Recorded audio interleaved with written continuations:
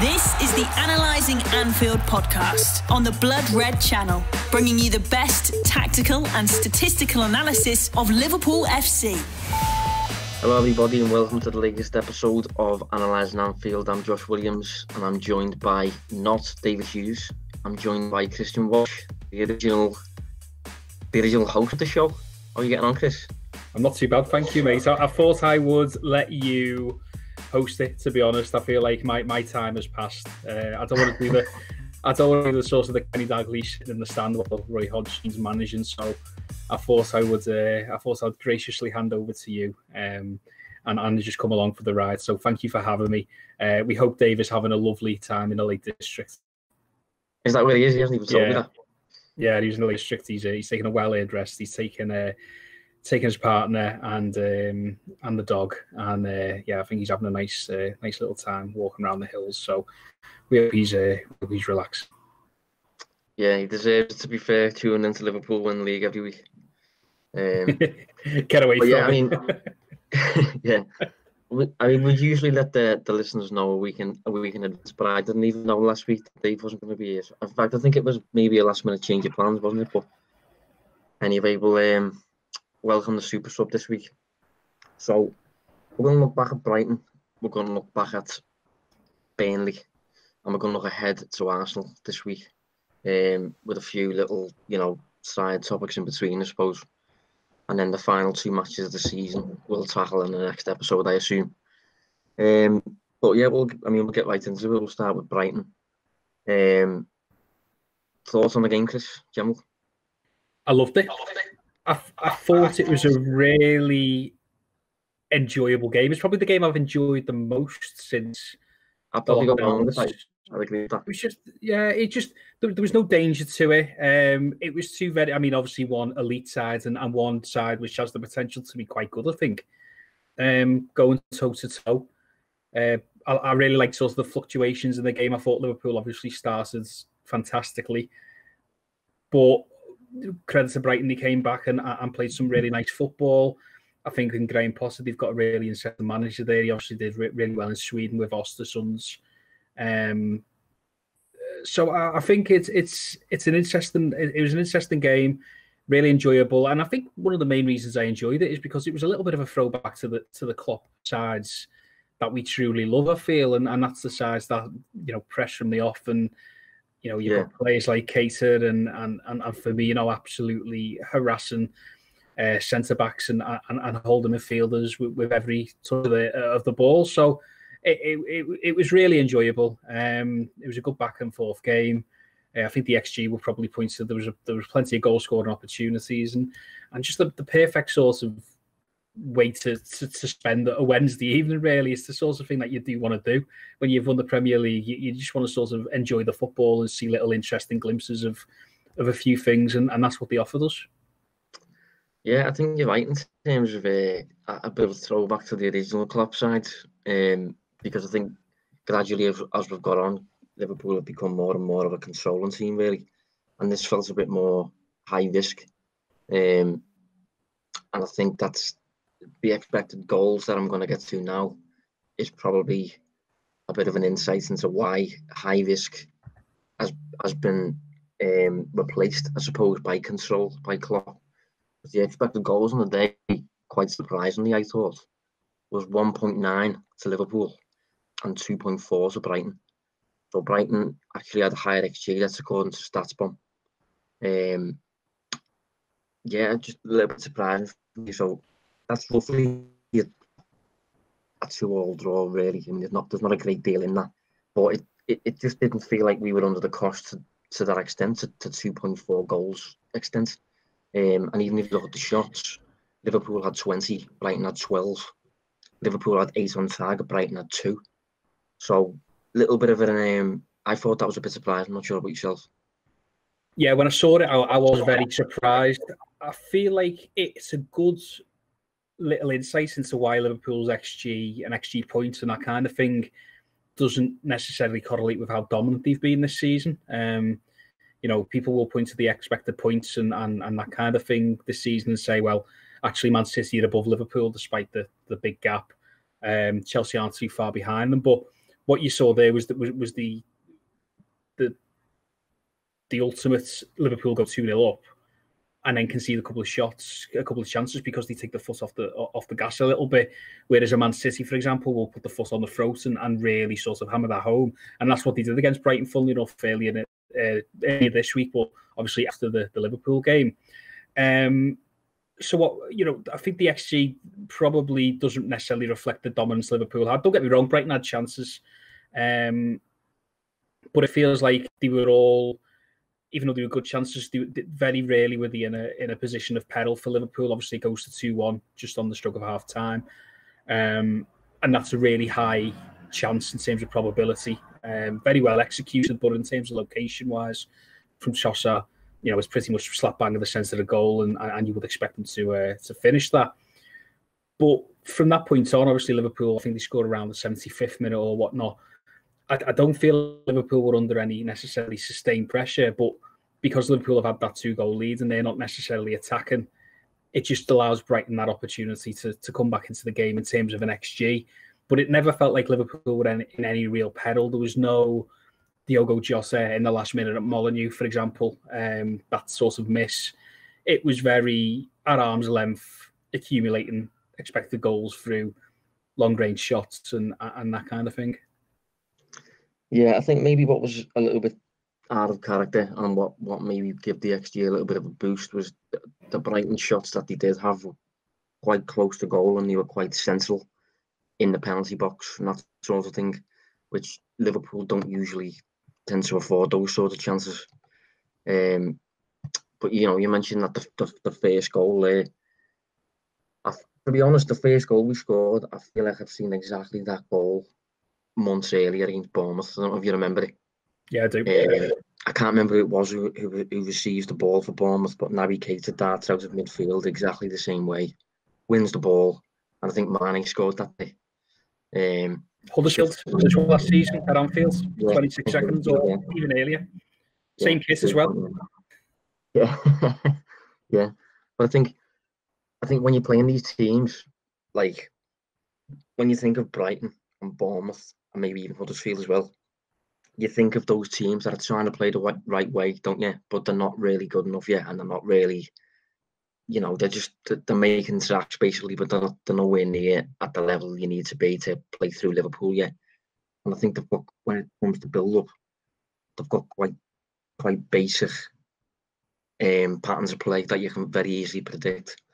And I think Liverpool, by the looks of it, probably looked beforehand and thought, okay, if Webster and Lewis Dunk are man marked from the goalkeeper, who does the ball go to?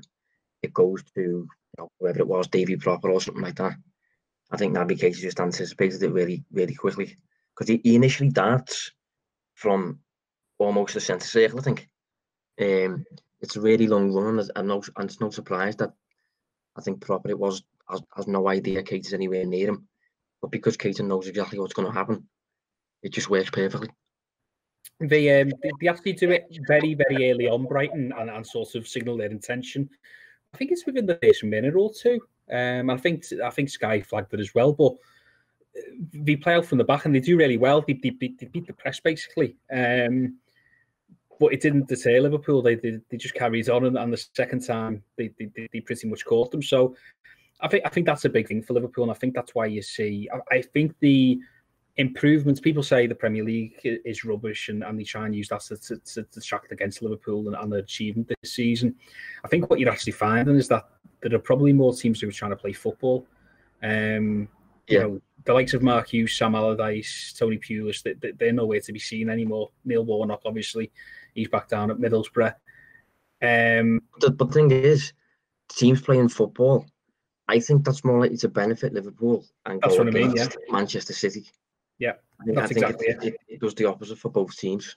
Exactly. So you get a team like Bournemouth, who, if they're playing against Aston Villa, for example, or a team like Brighton, who are playing against Aston Villa, or Crystal Palace, for example, they're comfortable on the ball. They won't get pressed necessarily, and they can sort of really use that. Whereas they come up against Liverpool, and if they're not willing to change the style of play, that they are going to get caught. And I think that's why Liverpool are generally so dominant when you look at the results throughout the course of not just this season, but last season as well. They very rarely drop points against these sorts of teams. Obviously, we'll move on to Burnley, but Burnley is very much the polar opposite of that. And Liverpool have dropped points. And, traditionally, Klopp sides have always struggled against Burnley. So, it's great to watch as a neutral. It's, it's a world away. I mean, Southampton, for example, they've replaced Mark Hughes with Ralph Hasenhüttl. It's ridiculous. I thought Houghton was a good manager at Brighton, but, Potter's clearly got something about him as well. So these sorts of forward-thinking, progressive managers who are very keen to play out from the back and ball retention and that kind of thing, it also plays into Liverpool's hands. And I think the Brighton game was the perfect example of how Liverpool can blow a team away without actually necessarily being mind-blowing themselves. They just capitalised on mistakes, forced mistakes, but still mistakes from the opposition. Yeah. One thing we did get right in the preview of the match was we mentioned, again, apologies for the listeners, but those that are viewing on YouTube, hopefully you can see that. That is Brighton's open play shot map against Liverpool. As you can see, what we mentioned, quite a few close to goal. But one thing we did say last week is that Brighton are the second least clinical team in the league when it comes to the number of shots they require to actually find a net. Brighton tends to average about 11 shots per goal. I think it's and Liverpool at the opposite end, most clinical in the league. I think Liverpool average about 7 shots per goal. But the reason that I think we were right in saying what we said is those shots that you can see there, the ones that Gray actually missed the target. And I think if you look at the locations of them, you should be hitting the target with a few of them. I mean, obviously there's a bit of lack in context there in terms of the players around the ball. But of all those shots there, only the goal and one more inside the 6-yard area actually hit the target there. So I think we were spot on when we mentioned about Brighton being the type of team that can attack, but you just can't really find the net. I think certainly what we saw. And you did see that, didn't you, Chris? I didn't see it, but you visualised it for me perfectly, mate. I'll try and get over there. It's fine. Don't worry. I've seen the map anyway. I just feel sorry for some of our podcast listeners. If you are listening on the podcast, please go onto our YouTube as well to have all of these accompanying graphics. Not quite at the stage yet where you can sort of somehow have these sent to your via your headphones in front of your virtual reality, but hey ho, that might be in the future. I think Maupay's an interesting one around that. I think he should have scored about 15 goals this season. He's a really interesting player. He's right up there as well in the league in terms of shots per 90. I think or shots in total or something it was. No, he is. It's because Salah and Firmino are top. There we go. There's the graphic. You see that now, yeah. I can see that, yeah. Firmino and Salah are in the top 5, but Maupay and Jimenez are also there, which is surprising. I think De Bruyne might be the other one. So yeah, that just goes to show there's some really sort of decent chances there. But this is what we said. We expected them to, when they get these types of chances, which they're not that bad at creating, they just can't be finished them. I think they're a bit reliant on Maupay, and I think if Glenn Murray was a few years younger, maybe he'd be putting these away. But I'm not sure he's particularly suited to what they're doing now. Be interesting to see if this is underperformance from him or if he's just not a very good finisher. Ultimately, it'll be interesting to see. He's only 23, isn't he? So, one thing to elaborate on regarding the shots you just mentioned there, Mohamed Salah, I thought he was really, really good on the day. He actually had 8 shots on the day, 90 minutes, 8 shots. And he also registered 2 shot assists, which means he's essentially contributed 10 shots to Liverpool's performance. And we had 20 in total. So 50% of the shots that Liverpool had were basically as a result of the threat Mohamed Salah posed. So, yeah, it was one of them games where I think he's joy to watch when he's like that, when he's really, really hungry and he's just in amongst everything. It just epitomises the output merchant phrase that we kind of fashioned on this show a while back. Yeah, he's one of the most threatening players in the league when he's like that. Absolutely, and I think we'll move on to this a little bit with the Burnley game as well. But I noticed in terms of shots, it was the highest in the Premier League season from him. He only had more shots against Man City, and that was over 120 minutes. That was 10 shots, and he had 9 shots against Salzburg away, which is just. I mean, he scored from the worst angle ever in that match. Yeah, exactly. And shots, sorry, go on. I was going to say, it'd be interesting to see how many players in the Premier League this season have had a one-off match where they've taken more than 8 shots, because I don't think there'll be many. 8 shots is a lot for one game. It does feel like that's a hell of a lot. 5 on target as well. Obviously, Michail Antonio had 4 on target against Watford, but that's a little bit out of there. But again, for shots on targets is also his best of the season in all competitions, and an XG of 1 goal. So obviously he overperformed in that sense. But it's interesting, isn't it? Because I think people can get caught up with this lazy narrative around selfish Salah, but I don't think it's sort of. I don't feel like this isn't him going rogue. This isn't him saying, to hell with all of my teammates. I'm going to, basically try and score because I want the golden boot. I think this is a very clear tactical instruction from Klopp, where there are certain games where he's more involved in the build-up and the ball carrying and that kind of thing.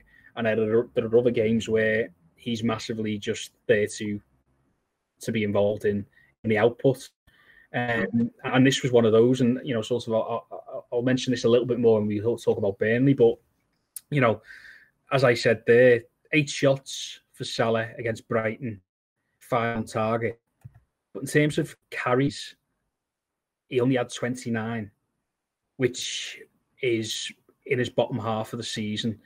In terms of attempted dribbles, he only had 2, which is again bottom half this season. In terms of passes attempted, 34, and that's around about mid-table for what he's done this season.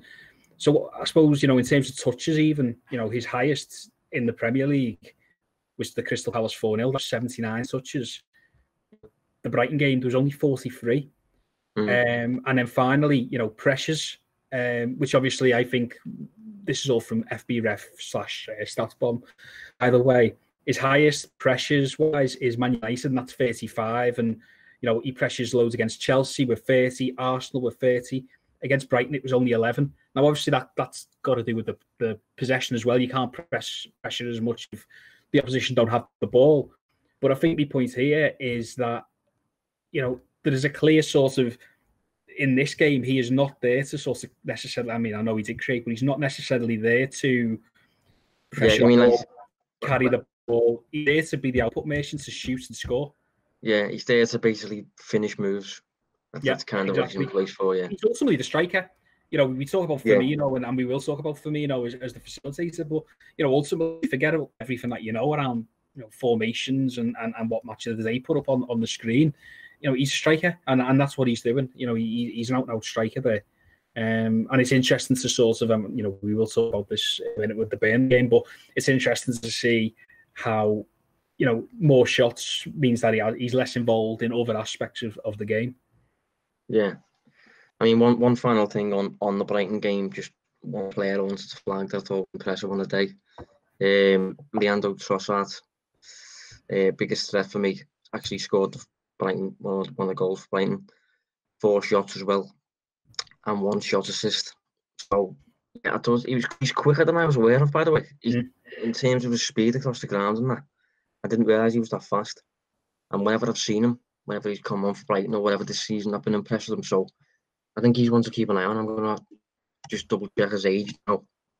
But he's a player that whenever I've seen him, he's 25. I thought he was younger than that. Yeah, well, if he's 25, I mean, I can't see him making any moves to like a top 6 club. But yeah, he's just a player who was good on the day, and he was, I think, caused problems, and that's not usually something that I say. He's a Genk player. It's interesting. We know all about Genk and the sort of players they produce. I'll be honest, Brighton over the past couple of years, they've signed a bunch of wingers who I wouldn't know if I fell over them in the street to look at. I feel like they're all the exact same person. And it's all the same player. It's sort of Trossard, the lad from AZ, whose pronunciation of his name I won't butcher, but Yakshanabash or whatever his name is. It's Quidero. Yeah, it's like if you was to brand each player with a colour based on how he performs, every Brighton attacker would be the same colour, just a different shade. Exactly. That's what it feels like. It feels like they all even look similar. I feel. I don't know. Yeah, exactly. That's what I mean. All quick, tricky, cuts inside onto the stronger foot. So to try and play balls inside, it just feels, it's exactly that really. But I think it's funny though that they're all quick and tricky and creative, but none of them are real scorers, are they? Goal scorers. No, that's what I think that's one thing we've captured there with the shot map and stuff, and Brighton's finishing problems this season. They can attack, no problem. In terms of putting the ball in the net, they can certainly be a bit more clinical. But we will move on anyway to Burnley. Bit of a less enjoyable game. Obviously finished 1-1, which was a surprise. And once you look at the numbers, it's I think safe to say we're unlucky for it to be a 1-1. 24 shots for Liverpool to 5, 9 shots on target for Liverpool to 2, 75% possession, which obviously doesn't mean anything until you pair it with the likes of shots. And when you've got 75% possession and you've got the 24 shots, and Liverpool posted an expected goals of 2.1 against Burnley's 0.7. Should have been a win, really. I think most weeks that ends up in a win. And I think if Liverpool hadn't secured the title, I think would have probably put that one away, to be honest. But I think it was just one of the where Burnley just found a way to beat Burnley, basically. I mean, it was Burnley on the pitch, Burnley in terms of the underlying numbers, because both me and Josh from the Burnley, in depth sometimes. The XG is it's a random number generator. You literally sometimes they'll win the XG by about 3 goals and draw 1-1, and sometimes they get absolutely hammered like they did in this game XG wise, and draw 1-1. There's just no rhyme or reason to what Burnley do. They're a real curious team. I'm just having a look here on Understat at the moment. So I'm just going to have a look at where they are in terms of expected points. Again, the 10th, and they should be around mid-table still. So they're overperforming, but not massively. I think they've had the worst seasons in terms of the overperformance madness thing.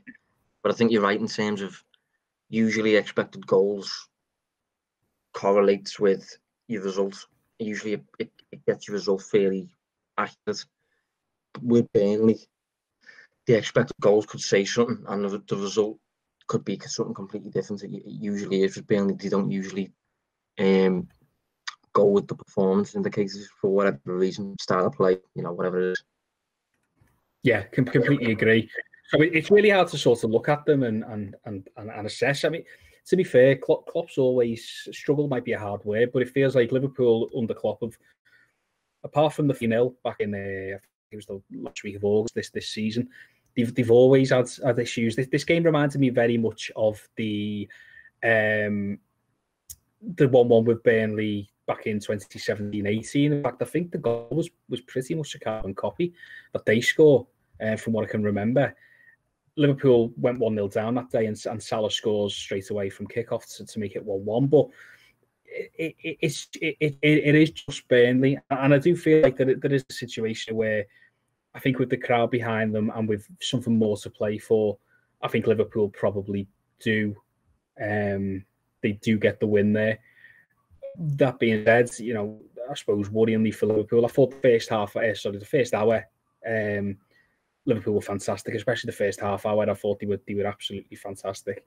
Again, one of the most enjoyable performances of the season, mainly because, or certainly since the restarts occurred, because you know what Burnley are, you know how well drilled they are, and Liverpool, a little bit like they did against Crystal Palace, just played so well, played around them, moved them from side to side, looked for the gap behind them. It was really sort of a great sort of problem-solving exercise, and obviously to get the goal through Robertson. But I suppose the last 30 minutes, it just felt like Burnley got back into a little bit. And yeah, sometimes things defy any sort of analysis, which isn't obviously what you want to listen to on Analysing Anfield. But it just felt like even in that game, as the game was progressing, you just felt like one goal wasn't going to be enough because Burnley are Burnley. I thought Rodriguez was fantastic. I think he's a really good, underrated player, him. And ultimately, it's the first game in a long time where, at Anfield at least, where you've got away from it and felt like you were watching the Liverpool of old in a bad way. Yeah. Hopefully you can see that graphic. Yeah. Yeah, well, that is the Liverpool shot map on the day in terms of open play. And as you can see, there's 6 attempts there on target inside the box. Quite a few off target as well. But I think usually 6 shots on target inside the box, fairly central locations as well, according to that map there. That would be enough usually to get you the win over Burnley. I think one of the reasons it wasn't was because Nick Pope. I think Nick Pope had a great game. I think he's a decent shot stopper. I think he's ideally suited to the kind of low block type thing that Burnley imposed. Also, it was interesting that Sadio Mane took 2 shots from outside the box during the game, which we don't usually see very often. It seemed like he was in more of a Salah type mood, really, to be honest. I think these 2 heads here, both Mane, I think, bit more surprisingly greedy than usual, maybe you could say. I think one of the shots specifically, maybe this one, I think around that time that one was taken, I think Salah was open here, and he opted against making the pass. But yeah, I think Liverpool did enough on the day, but it's just one of those quite frustrating games where it didn't exactly go according to plan how it should have been. But I think it was another game though, and this is something I haven't talked about yet, and we probably should have. Firmino didn't score again. And we haven't, I maybe realised before when you mentioned it, we haven't actually addressed this, not one bit, on Firmino not scoring at Anfield, Firmino underperforming. So, in the absence of Dave, we will tackle it now. So, I know you've got a few numbers on this, general thoughts and stuff like that.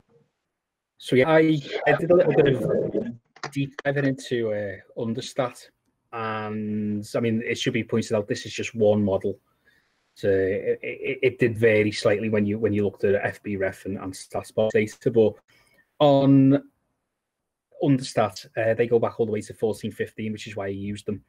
And from what I can see, and I am willing to be corrected here, but from what I can see, Firmino is currently having the most underperformed season from an attacker in the Premier League since 14. Well, from when they started collecting this data in 2014-15. So according to Understat, so when we say about underperform, it's basically looking at his XG and how many goals he should have scored compared to how many goals he actually has scored. And this is a home and away. We will talk about like the drought at home, but the home and away. This season he is underperforming by 8.28 goals, which is just absolutely mind-blowing. To put that into some sort of context, just running all of the numbers here. 17-18 Christian Benteke was 8.17. 19-20 Gabriel Jesus was 7.13. Just got to try and figure out a few more. 14-15 Graziano Pelle was 6.62. Let's have a little look. Cameron Jerome, 5.22 in 15-16. Richarlison in 17-18, interesting, 5.66. There's a couple of Liverpool players on there as well. Mario Balotelli in 14-15, 4.24. And also Solanke in 17-18, 2.67. So basically, we'll figure out a way. Maybe we can put this into an article or some sort of graph or something. But these are, I pretty much picked out strikers / attackers who underperform by at least 2.5 goals over the course of the season. It is just really interesting to see just how many, how much Firmino has been underperforming. Names this season that are also underperforming. So Jesus, as I said, 7.13. Rashford, 2.82. Tammy Abraham, 3.17. Neil Maupay, 4.05. Neil Wood, 4.03. Diogo Jota, 4.79. Benteke again, he comes up a lot. Benteke, 2.63. So it's really, really interesting. The fact that he's going through such a bad run of form in front of goal, an unlucky run of form in front of goal. I don't know which way you want to look at it, Josh. But the other thing that's worth sort of mentioning on this is, I suppose, the two different ways you can analyse this in terms of, is he just a really good player, which he is, of course, but in terms of in front of goal, having a bad season? Or is this sort of a start of decline? Is this something that he's going to have to sort of fix and figure out at some point heading into 2020, 2021? Because, a player like Aguero in 16-17 underperforms by 2.67. He's a phenomenal player. A player like Danny Ings last season underperformed by around about 3 goals, and look at what he's doing this season. There's the Jesus there, which incredible over the past 2 seasons has underperformed by around 13 goals, which is just points to maybe a problem with him. But I don't know what you reckon, Josh. I just thought I'd flag those numbers. So yeah, ultimately over the past 1, 2, 3, 4, 5, 6 seasons, no players underperforming in front of goal more than Roberto Firmino. I think it's worth checking now. Maybe you can do it while I'm talking. Just checking Firmino's under/over performance in the Premier League since actually moving to Liverpool. Yeah. So rather than season by season, check it as a total. The reason I want to check that is it's simply because, like, the whole thing, underperforming or overperforming expected goals is the players that overperform expected goals over a really long period of time, say for example 3 years, and they overperform every year, you generally get the general perception on that is usually, okay, that player is an above average finisher. That player is just better than the average player when it comes to putting a shot in the back of the net. Trying to think players who've overperformed historically. I think Messi overperforms a year. Harry Kane's been an overperformer. Jadon Sancho's doing it since he moved to Dortmund. That's about 2 seasons worth now. These are guys. Go on. 2.28 underperformance since he joined Liverpool in the Premier League. Yeah, overall. Okay. Yeah, that's not too bad. But I think generally, if you're looking at the opposite side, when a player's overperforming, he's considered as a good finisher. If a player's underperforming over a long period, he's kind of perceived as the opposite. Not the best finisher, basically. Bringing in the eyes here, and the eye test with Firmino, I would be inclined to say I don't think he's the best finisher. I don't think he's the best at putting shots away. Some of the approaches he takes to actually shooting, I'm a little bit surprised by. Some of the attempts he has, they're quite maverick. They're quite unorthodox attempts.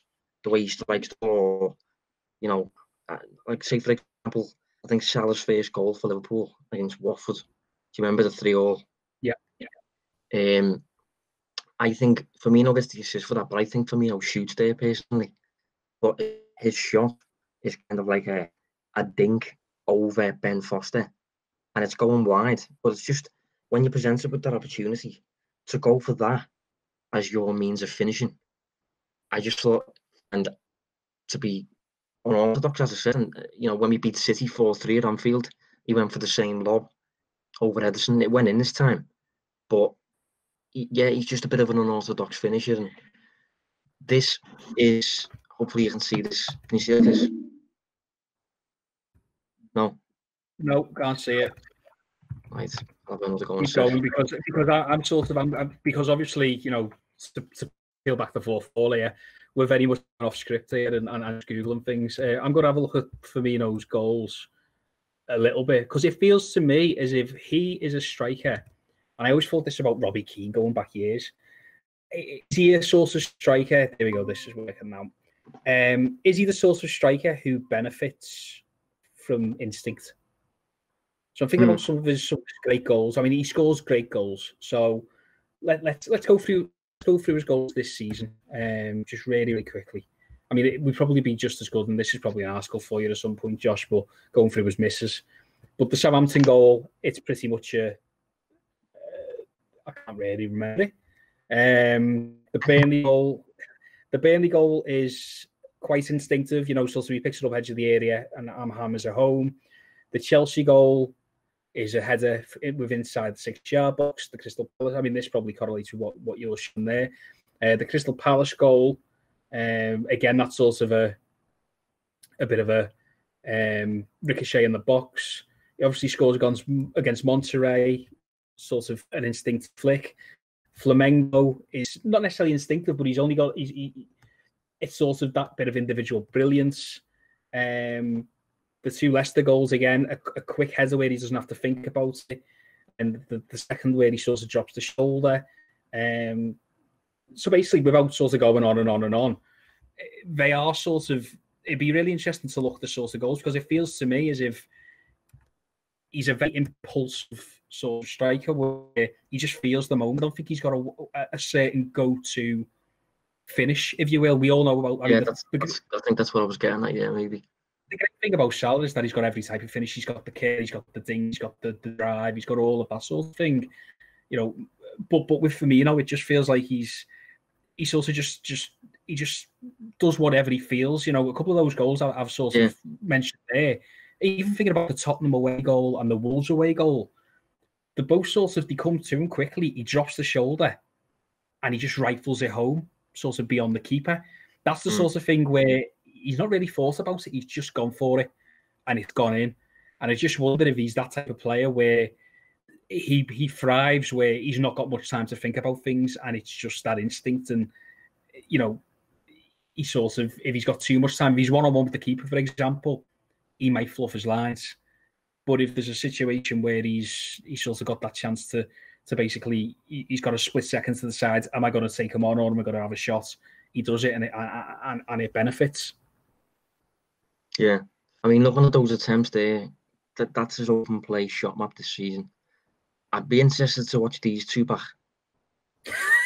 Because I don't know how on earth from that close he's actually missed the target. Never mind not put the ball in the net.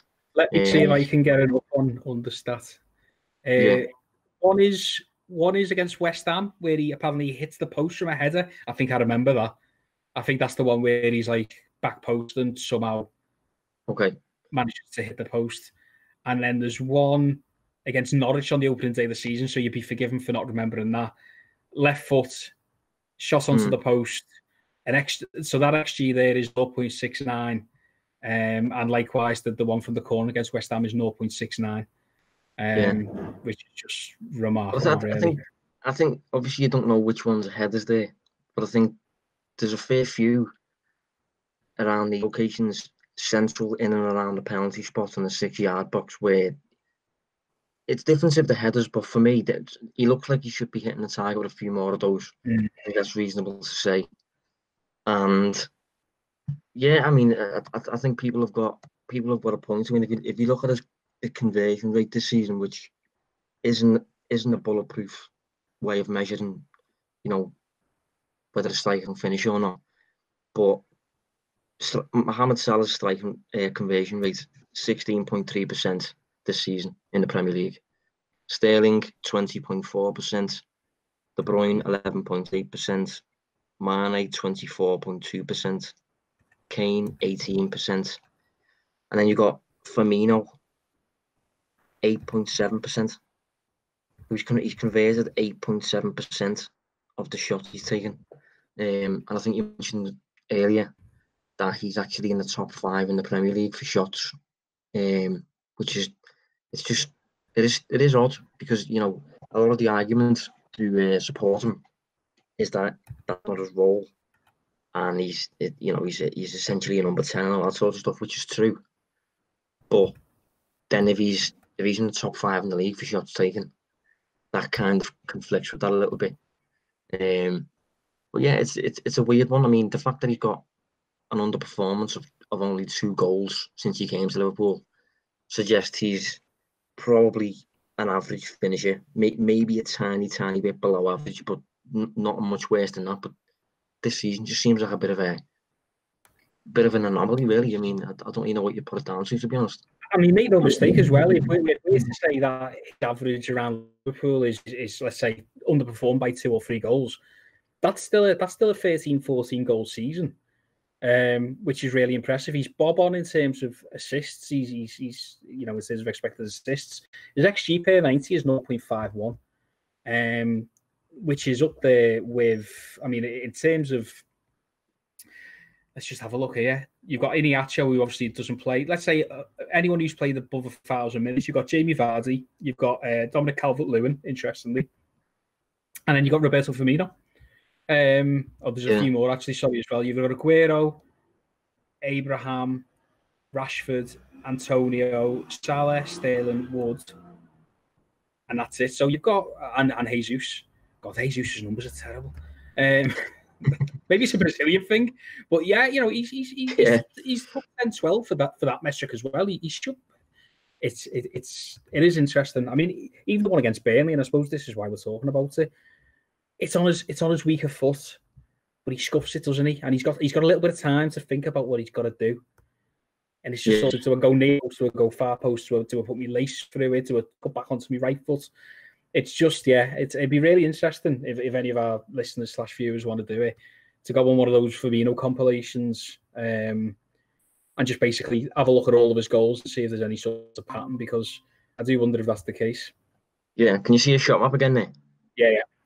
One thing I want to flag is that, one of the ways in which a player will underperform his expected goals is if, for example, he gets presented with a really clear-cut shot, and he misses.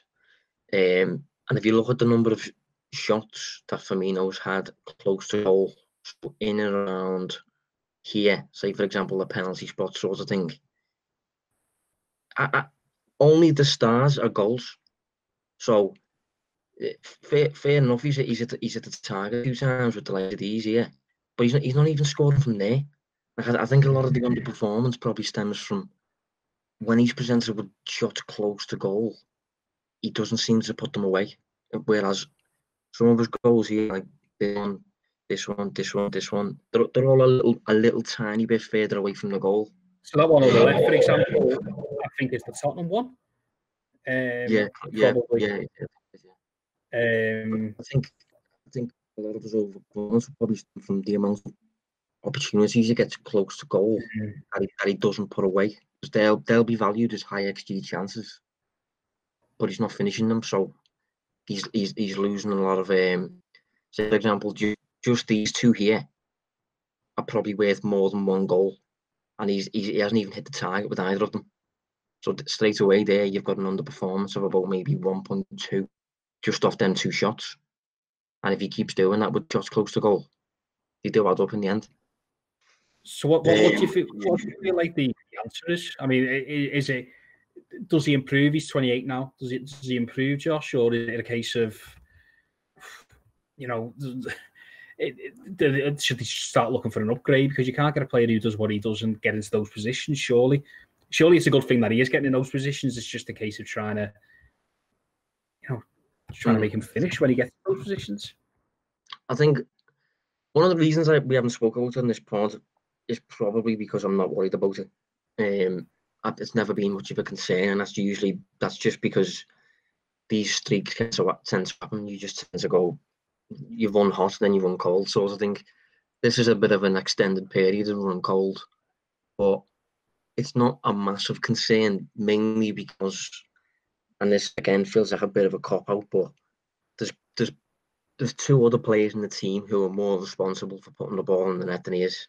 So, providing they keep doing it, I think it's not something that's overly concerning.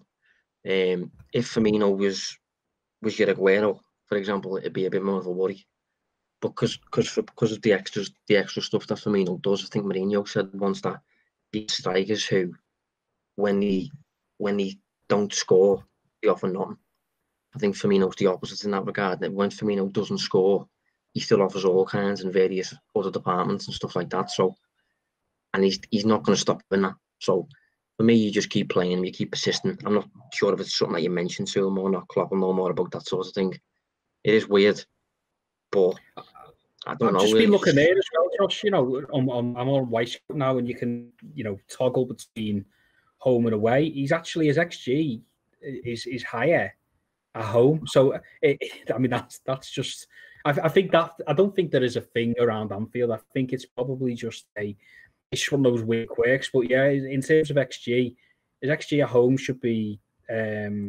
If we go on, let's just have a quick look. If we go on per 90, 0.48 per 90 at home, and away it's 0.37. So he scored all of his goals away. He's probably overperforming away, which is incredible. It is a really strange thing. The only reason I was on Wisecout there is because I do want to just try and take a look here at these chances. I'm really interested to sort of see, so I can try and describe them to you. But I don't think it's going to work. That's the reason I was on. Hold on, I might be able to do this. I've got the first one up here. This is riveting for our listeners, by the way. I am really sorry about this. It's the first one against Norwich. My God, yes, it's the one. Do you remember the one where Trent pulls it back, and if the ball gets stuck under his feet? Oh, I think so. And he sort of spins onto his left foot. I think so, yeah. Which is incredible. Please search them out, listener. It is incredible. And I'll just have a quick look at this one as well. I mean, look, this West Ham game, just really quickly. 5 shots, not on target. It's crazy. Absolutely crazy. Can you see the viz I've got up there? Yes, I can see that. So I'm not sure if this offers anything more to it, but that's his shot placement map.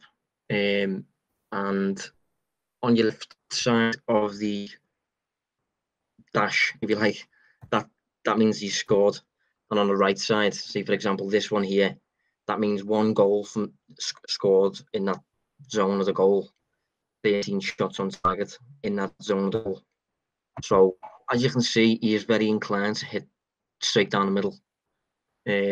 Maybe he needs a bit of encouragement to start trying to find the corners, but then maybe he is, and they're not registering because obviously they wouldn't show up on a goal to show up as going wide. So I don't know. This is just another little tool that we've got that I thought could maybe add something, but that would tell me that he's hitting a lot down the middle.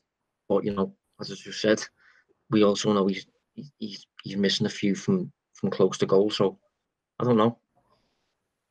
It's brilliant. It's enough obviously for him, and it's those things where I think if Liverpool were not Premier League champions and they were engaged in a really tight battle with Manchester City, I think there'd be more questions asked, to be fair. When you point towards a player like Firmino and go, well, he's, whether or not he's a 9 or a 10, he is someone who's meant to be scoring goals, and he's not scoring the number he should be for the positions he's getting in. Maybe it was that Norris chance on the first day. Maybe it's cursed him for the rest of the season. Yeah. It's the kind of thing I wouldn't be that concerned about, purely because I wouldn't expect it to continue, really. It's one to watch. I'm not sure how long it'll take for them to kind of revert back to the mean sort of thing. But that's usually what happens to players who are at least a good standard. It's fine anyway. He's got Kepa in his last Anfield game. That's true. We'll be absolutely fine. Get your head off of me. I think he's already scored a Kepa this season. Yeah. From set piece, yeah. Anyway, we'll have to press on. We'll have to press on towards Arsenal. I think preview Arsenal. Maybe we can revisit that Firmino's thing at some point. But yeah, Arsenal do remind me of Liverpool 5 years ago. And what I mean by that is Liverpool about 5 years ago could perform well on the whole for 90 minutes. But they wouldn't get the results because they'd shoot themselves in the foot and they do that by a stupid mistake by a defender or a goalkeeper, or they concede from a set piece, and Arsenal keep doing exactly really. Absolutely agree. It feels like they are in a. I think they've. I wouldn't put them where they are with. I don't want to sort of make these comparisons as a direct one, but I feel like they had the end of their Rodgers reign with Emery. Yeah. I'm not saying Arteta is Klopp, but it feels like now is the start of the not the revolution, but sort of trying to get them back onto some sort of level footing with teams that they've been there with in the past. You look at the Tottenham game, for example. It's even game, and then it's ultimately a mistake by Kolasinac/Luiz, and then some poor set piece defending, and they've lost 2-1 to a Tottenham team who are not really anything special, anything to write home about. So I think it's an interesting game. I think they're an interesting team. I think someone like Aubameyang is really confounding the common consensus. I think people saying he'll come for a payday would float in and out, because obviously he was flirting a little bit with China, so the assumption would be he's very much looking to get paid more than anything. But on saying that, I think he's a talisman. I think he's a really good player. I think the problem Arsenal have got is that you want to build the squad around him, but I think he's 30 now, maybe even 31. So you can't really do that. In fact, if you're looking at actually starting a proper rebuild, given the financial situation that we're in at the moment, you may be looking if there is a team that's willing to throw a bit of cash around on him, that, given his resale value is only going to drop dramatically in the next couple of years, you'd maybe cash in on him. Which again is a little bit sort of not quite the same, but where Liverpool were at with like, let's say a Suarez or not necessarily a Sterling, but Arsenal at the moment feel like a bit of a selling club. So yeah, they're an interesting team. I don't want to draw parallels with Liverpool 5 years ago off the field, but I think on the field it's very, very similar. I think it's just the perpetual shooting yourself in the foot, and until you stamp out these fundamental errors, until you get rid of the situation where Dejan Lovren's making mistakes in a season, or Martin Skrtel's the lead for mistakes. If not stamping that out with Luiz, Kolasinac, Mustafi, who to be fair has been all right since the restart, they're going to be in a lot of trouble. So there's a big job there for Arteta to do. There's been some interesting glimpses, but nothing out of the ordinary, I would say, after a new manager comes in. Not yet, anyway. Yeah, just for a bit of context on Arsenal having a tendency to kill themselves, basically, is they've conceded about 25 goals this season from open play in the Premier League, but they've also conceded 8 from corners, 5 from set pieces, and 6 from penalties. So that that's a lot of goals that, like, the kind of, I view them as kind of like additional goals that come outside of maybe what you would usually, I don't know, what you picture when you think of two teams playing, the concept, the open play concept on the pitch, how both teams match up and stuff like that. Whereas all those dead ball situations are just kind of like extras that a lot of managers are inclined to overlook. That's a set piece. That's really good. It's a set piece of the game, isn't it? It's a set piece. Yeah, but that's it. I think Arsenal are just really inclined to suffer from them, and I think they're a decent team in terms of competition on the pitch. I think they're well coached under Arteta, at least. I mean, obviously as well coached as you can be in the space of about 4 or 5 months working with them. But yeah, I just think that they're inclined to suffer from, despite performing well and despite probably being competitive with Liverpool for 90 minutes. I think if Liverpool is to win, and mainly if Arsenal is to lose or suffer, I think rather than it being something that Liverpool do, I think it's going to be something that Luiz does, or Mustafi, or Kolasinac, or I feel like there's a big list of them, or it could be from a corner. Liverpool, we know, work on set pieces. Arsenal, I'm not sure they've got round to that yet with Arteta. They tend in the Premier League this season, according to expected goals. 14th for shots.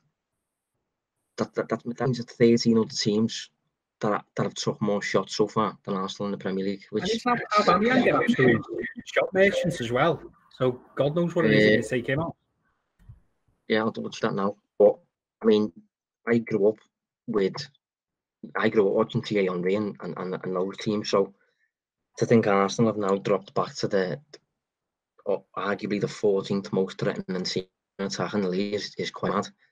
Just looking at Aubameyang's numbers this season here in the Premier League, he's averaging about 2.7 shots per 90. It's not that much. That's Harry Wilson's had more.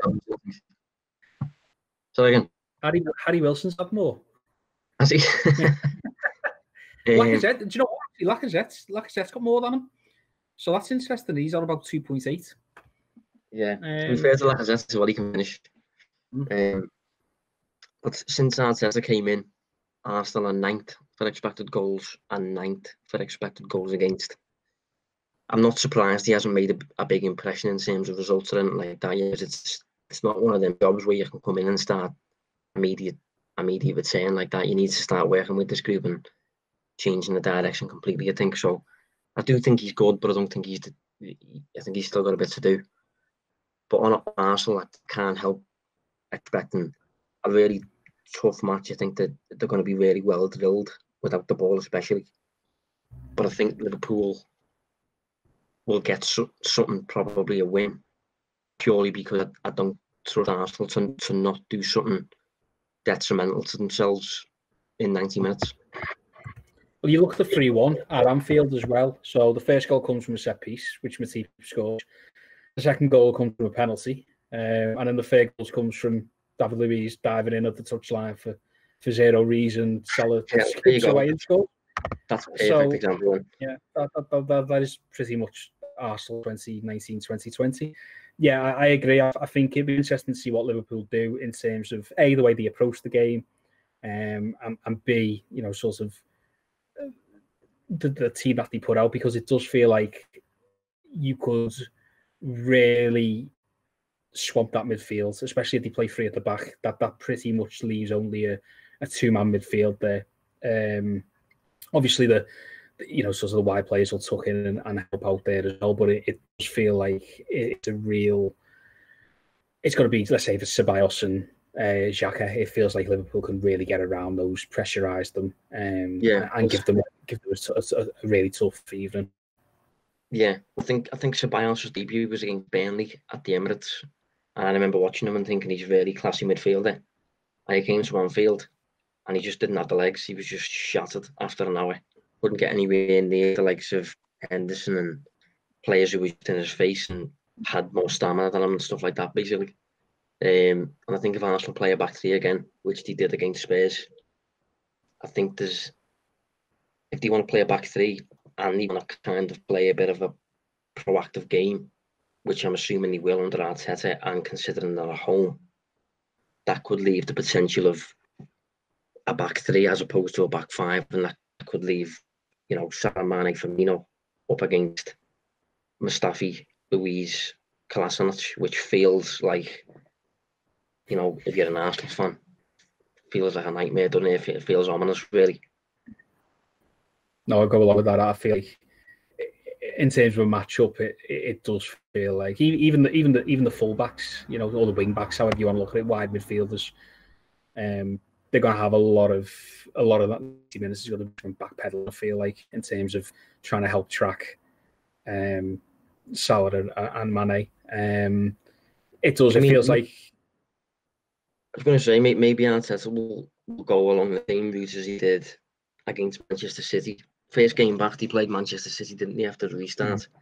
And Arteta basically fielded the team that had the most legs. He fielded Nketiah, Saka, Joe Wick, I think, played. It was just a team of kids, and he was really willing to sacrifice quality for legs and the physical capacity and the work rate and all that sort of stuff to just keep up with the man competing in terms of quality, just kind of like keep a defensive robustness sort of thing. So it'll be interesting to see whether he plays as he did against Spurs, with Lacazette in the team, Pepe in the team, or whether he'll kind of respect Liverpool as he did respect City and play a load of legs as opposed to quality. I think ultimately as well. I mean, obviously there are things to play for, because the higher up the team you get, the more money you get and that kind of thing. But Arsenal are very much in the realm here of friendlies. Yeah, throw whatever at the wall and see what sticks. Obviously, they don't want to finish sort of bottom half or anything like that. I don't think that will happen. But likewise, I suppose the 4 points off. Now that we know about Man City, the 4 points off 7 will be enough for Europa League. So, but then would Arteta benefit from a season a bit like Liverpool again, to go back to the comparison? Would Arteta benefit from a season out of Europe where he could just sort of get his squad? And I don't think it would. I don't think Europa League changes recruitment that much. So it'll just be interesting. Obviously, they got the carrots of finishing above Tottenham, but I just feel like they've only won one game more than Newcastle this season, which is just absolutely bonkers. They've lost the same as City. Yeah, I'm going to say that. So in terms of a verdict then, so we can round up and stuff like that, what do you expect in terms of, I mean, it's been tricky lately doing this with Dave, because a different Liverpool has been turning up each week, really. Understandably so, I suppose, but it's difficult to predict. But, what do you think? I think, this Liverpool have essentially, and I think this is something that we can look into later on in terms of writing or even on a podcast, but I feel like Liverpool have just abandoned the idea of defending a bit, which I'm bang into, because it's a lot of fun to watch. Lull everyone into a false sense of security and make them feel like the defence is creaking, and then concede about 7 next season. It is hard because of that. I think Liverpool will probably win. I think they'll probably win the odd goal in 5. I think they'll win maybe 3-2. I think there'll be goals. I think Aubameyang up against a less than, I don't know, I'm not saying they're not motivated. I mean, you only have to look at the clips of Robertson and Trent after the Burnley games to see how much they cared about not winning when they were talking to the referee. But I just think Aubameyang might get a bit of joy outside of down Liverpool's right-hand side. I think it'll be maybe a 3-2 win, maybe a 2-2 draw or a 3-2 win to Liverpool. I'd expect goals. Yeah, I was thinking 2 as well, but I think just because of the odd match I've watched of Arteta's Arsenal, particularly without the ball, I'm gonna say 1-1. I think, just because I expect it to be a tricky contest in terms of competition on the field. When it comes to set pieces and penalties and mistakes and all this, if that happens, it will benefit Liverpool, and Liverpool will win 2-1 or something like that. But if Arsenal can eradicate that for 90 minutes, I think it could be a draw. Even though Liverpool, I think, need to now win every match to get the 100 points. I think 2 draws and a win. 2 wins and a draw will get them 100, but only 3 wins will get them the record. 102 points. Yeah, okay. But I'm going to say 1-1, yeah. So, thanks for anyway, Chris. That's why you're back. My pleasure. Thank you. Hope I've kept the seat warm. Yeah. And I'll see you next week. We will be welcoming the Evertonian back. But yeah, we'll be back next week anyway to preview the final 2 matches of the season, I assume, and look back at Arsenal, which hopefully we will win. So thanks for tuning in, and we will see you next week.